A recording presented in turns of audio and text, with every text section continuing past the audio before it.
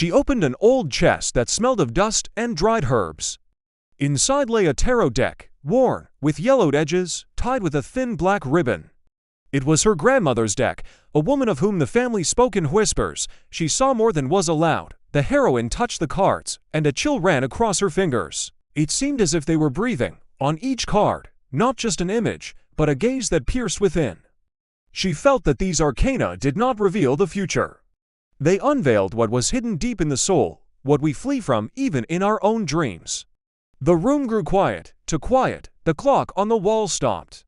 She laid out the first card, and something in the air seemed to shift. Shadows on the walls stirred, as if they had come alive. Her heart beat faster, yet she could not look away. This is not a game. This is a mirror, echoed her grandmother's voice in memory. She felt she had stepped into a world where the cards were not merely symbols, but doors. Doors to what we conceal from others, and from ourselves. She laid the cards on the table, 3 arcana staring at her like living eyes. The first was the tower. The image trembled, as if the walls on the card were about to collapse. The window panes in the room shook, though there was no wind. The second was death. The black figure with a scythe seemed to move, and the heroine felt a chill in her chest. In the corner of the room, a candle went out, leaving behind the scent of wax and shadows that grew thicker. The third was the moon, on the card, 2 figures gazing at the light, yet seeing only their own fears. A whisper appeared in the heroine's mind. You do not know what is real. She felt that the cards did not merely show symbols, they were altering the space around her. The tower, cracks in her memory, death, the cold in her heart. The moon, doubt in her own thoughts, her hands trembled. She wanted to gather the cards back, but they seemed fused to the table. This is not the future. These are your shadows, her grandmother's voice echoed again. And then she understood. Each spread revealed not the future, but her own psyche. And the deeper she looked, the more reality began to dissolve. That night the dream covered her like a black wave. She found herself in a long corridor without end, its walls covered with drawings of cards. Each card glowed with a dim light, as if it were breathing. From the darkness came death, but it was not a skeletal figure. It was a woman in a black cloak. She felt that the cards did not merely show symbols. Her voice was altering the space around her. Like a blade. This is not the future. The end. I am your need to let go. Her grandmother's voice echoed again. Its light was cold, and the deeper she looked, the more reality began to dissolve. You do not know what is real. Atmosphere. You the dream is a trap. Fears. The endless corridor shook, cards glowing and before her and coming alive. The structure collapsed stone by stone, each strike echoing in her heart. Your illusions are crumbling, but are you ready to live without them? The heroine wanted to wake up, but the dream held her tightly. She felt that the arcana were not mere symbols, they were her own voices, her shadows, finally speaking. She awoke in a cold sweat, but the most terrifying thing was that the words of the cards did not vanish. They echoed in her mind, refusing to give her peace. Thriller. The days began to blur into one. She could not remember the last time she went outside or truly spoke with anyone.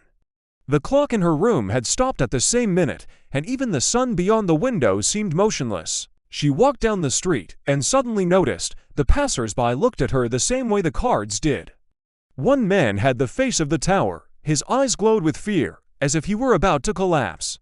A woman with a child resembled the moon. Her smile was a shadow, and her words sounded like whispers from a dream. Even the old neighbor, who always greeted her, now appeared as death. His figure was dark, and his footsteps echoed like the strikes of a scythe. The heroine stopped. Her heart raced, and the world around her began to dissolve. She no longer knew whether this was reality, or if the cards had begun to control her perception. You are forgetting to live, her grandmother's voice echoed in memory. But she could not tell whether it was a real voice, or just another whisper of the arcana. She sat in the office, where the air smelled of coffee and old books. The psychologist watched her closely, never averting his gaze. His voice was calm, yet carried a note of concern. You are playing with a mirror that shows not the future, but your shadows. This can be a path of growth, but if you look only into it, you stop seeing the world around you. Tarot can play a cruel trick on your psyche. The heroine felt the words pierce her like a cold wind. She wanted to protest, but once again the whisper of the arcana appeared in her mind. Do not listen to him. We are the truth. The psychologist leaned closer. Growth is wonderful. But remember, The greatest lesson is to learn simply to be. If you forget about ordinary life, even safe symbols can become a trap. Her hands clenched. She realized she was standing on the edge, between the world of the cards and the world of people. She sat alone, the deck lying before her. Her hands trembled, yet she laid out the cards once more. The first was the Ten of Swords, a body pierced by blades. Suddenly, a memory flashed, childhood, when she felt betrayed, abandoned, left alone. The pain returned so sharply, as if it had just happened. The second was the Five of Cups, a figure weeping over spilled wine. Her eyes filled with tears. She recalled a loss she had tried not to think about for years. "You have not let go," whispered a voice from the darkness. The third was the Devil. His gaze burned, and she felt fear awaken in her chest, fear of dependence, fear of being bound to her own weaknesses. "You forge your own chains," echoed in her mind. The cards revealed not the future, but her own traumas. She saw herself in each arcana, in betrayal, in loss, in addiction. And the deeper she looked, the more she felt reality dissolve, her psyche becoming a battlefield. She wanted to stop, but the deck seemed to pull her back. "You must go through this," her grandmother's voice resounded. But another voice whispered, "You are no longer living. You are only staring into the cards." She was laying out the cards almost mechanically, but this time among the familiar arcana appeared a card that does not exist in any deck.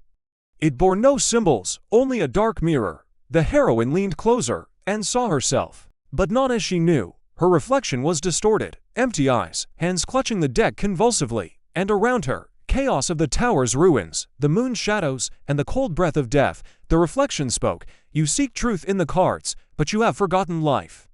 I am you, the one who lost reality. I am your shadow." Her heart tightened. She felt that this card did not merely reveal fears, it warned. Fanatical immersion in mystical symbols can tear one away from the world, and then we ourselves create dangerous problems. She wanted to turn away, but the mirror pulled her gaze back. "You can stay with me forever," whispered the reflection.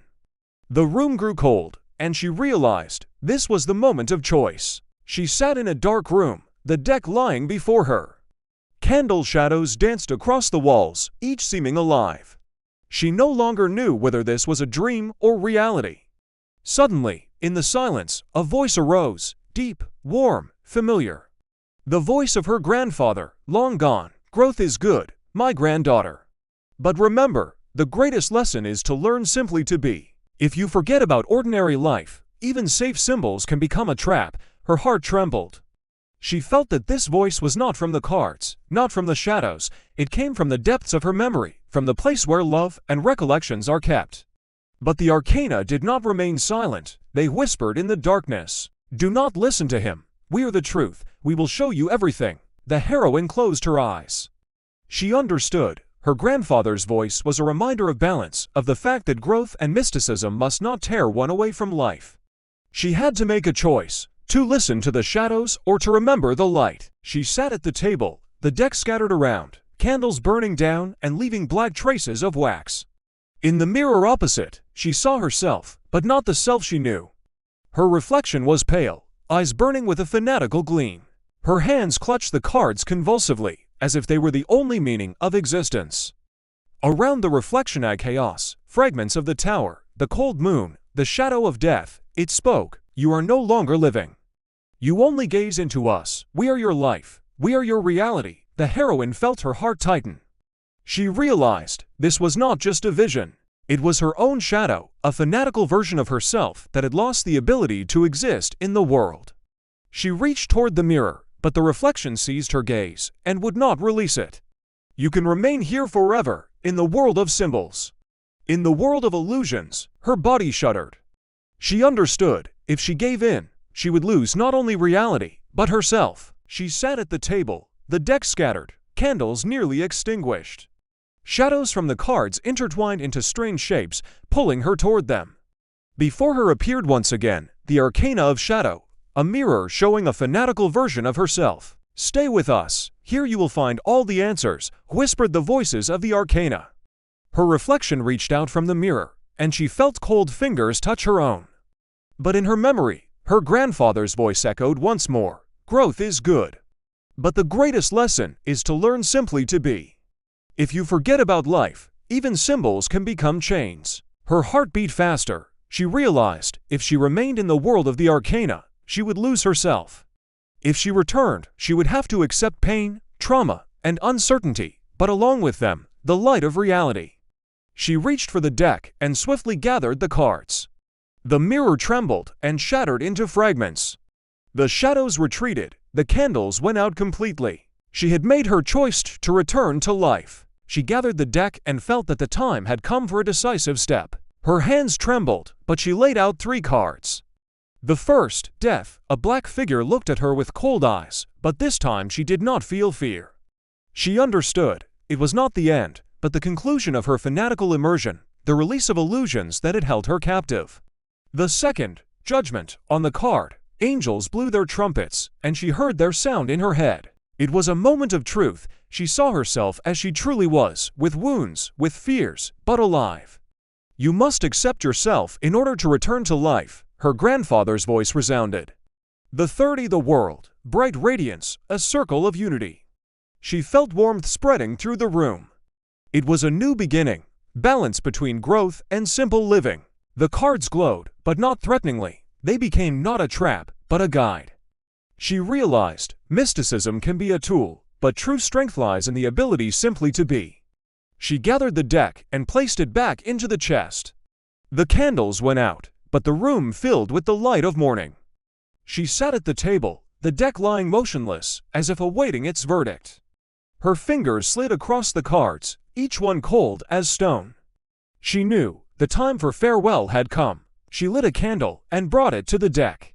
The flame touched the edge of the cards, and they caught fire, scattering sparks into the darkness. The shadows of the Arcana stirred once more on the walls, but this time not threateningly. They melted, disappearing along with the smoke. Everything burned away, except for one card. The Fool lay apart, untouched. His smile was naive, yet genuine. He stood at the edge of the abyss, a flower in his hand, gazing forward without fear. The heroine took this card and pressed it to her heart. Simply to be, simple, yet not simple, echoed in her thoughts. She felt relief. The deck no longer ruled her life. She kept only the symbol of simplicity, a reminder that growth and mysticism have meaning only when we do not forget to live. She opened the door and stepped outside. The night was retreating, and the sky was already painted with the first shades of dawn, soft pink and golden. The air was cool yet pure, and every breath felt like new life. In her hand she held only one card, the Fool. His smile was simple, yet genuine. He looked forward without glancing back, and this became her own reflection. She walked barefoot across the grass, feeling the earth beneath her feet.